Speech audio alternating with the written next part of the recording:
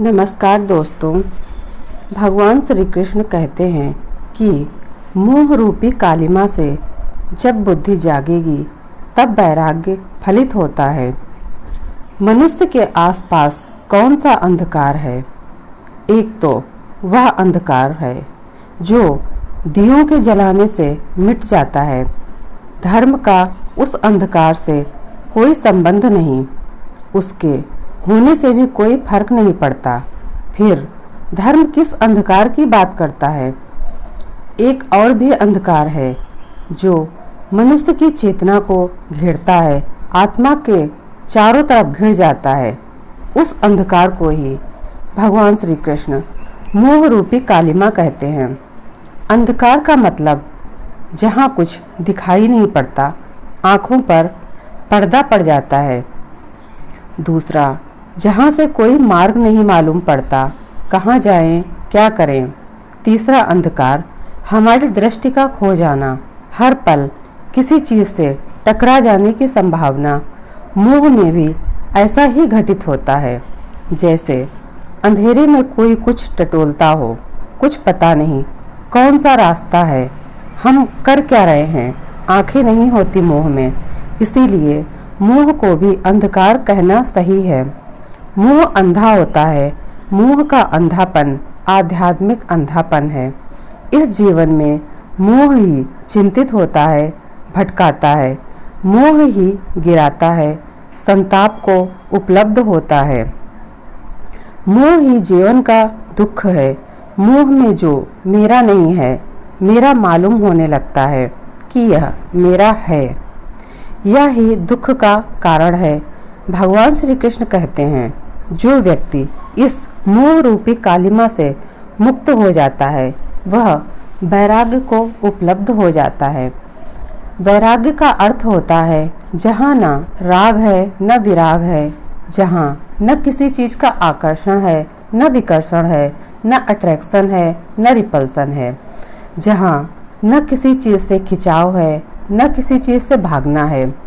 जहाँ व्यक्ति स्थिर हो जाता है, सम हो जाता है, वहाँ वैराग्य फलित होता है।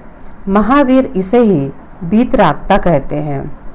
भगवान श्री कृष्ण कहते हैं, जो मोह की निशा को छोड़ देता है, जिसकी बुद्धि वैराग्य को उपलब्ध हो जाती है, उसके जीवन में मोक्ष, आनंद, ज्ञान, परमात्मा, ब्रह्म, जो भी उसे नाम दें, फलित होता है।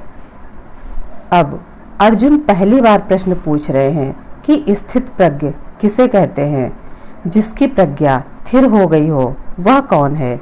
जिसे समाधिस्थ कहते हैं वह कैसे चलता है, बोलता है, उठता है, उसकी भाषा क्या है, व्यवहार क्या है, हम उसे कैसे पहचानें? अब अर्जुन की वास्तविक जिज्ञासा शुरू होती है। भगवान श्री कृष्ण कहते हैं, स्थित प्रज्ञ का पहला लक्षण स्वयं से संतुष्ट होना, स्वयं से तृप्त होना।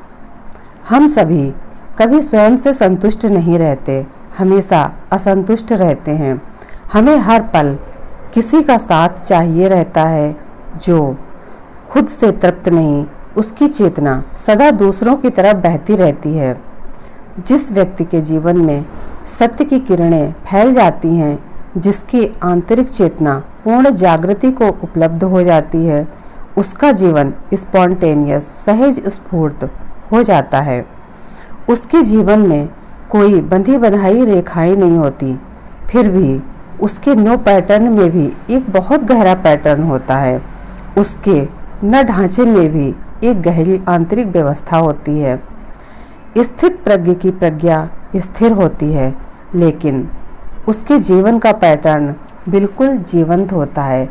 भगवान श्री कृष्ण कहते हैं, जो दुख के आने पर उद्विग्न नहीं होता, दुख के आने पर सिर्फ वही उद्विग्न नहीं होता जिसे सुख की कोई चाह ना हो। जिसे सुख चाहिए वहाँ दुख होगा ही। सुख की आकांक्षा ही दुख में ले जाती है। दूसरा, जो सुख की मांग ना कर रहा हो। तीसरा, जिसमें क्रोध, भय ना हो, वह समाधिस्थ है।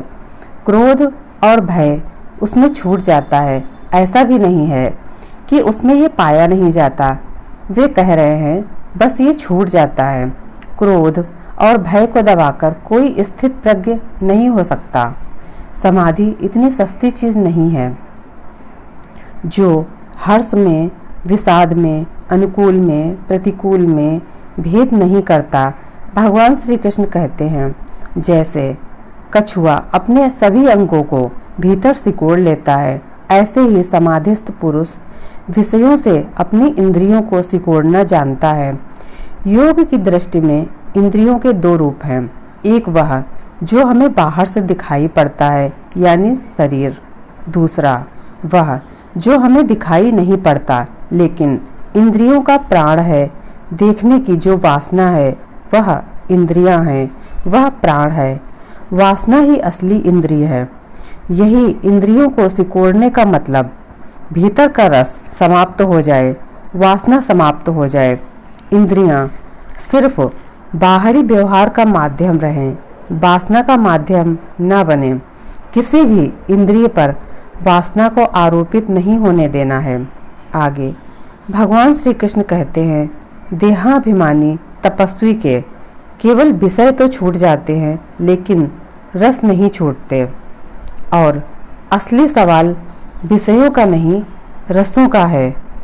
विषय बाहर होते हैं लेकिन रस भीतर होता है। इंद्रियां बीच में होती हैं, सेतु होती हैं, पुल होती हैं जो विषय को रस तक लाती हैं। जो देह को मानने वाला, बॉडी ओरिएंटेड, वो कहता है जो करूँगा देह से ही करूँगा, शरीर से ही करूँगा, वह देहाभिमानी होता है। तपस्वी भी मानता है कि जो करूँगा शरीर से ही करूँगा। दोनों का आधार शरीर ही होता है। दोनों ही बॉडी सेंट्रिक होते हैं। जो शरीर को ही सब कुछ समझकर कुछ भी करता है, उसके विषय यदि छूट भी जाए तो भीतर का रस बना ही रहता है। समाधिस्थ व्यक्ति के विषय नहीं छूटते, रस छूट जाते हैं। और जिस दिन रस छूट जाते हैं उस दिन विषय वस्तुएं रह जाते हैं। समाधिस्थ व्यक्ति रसों के विसर्जन में उत्सुक होता है। नमस्कार दोस्तों।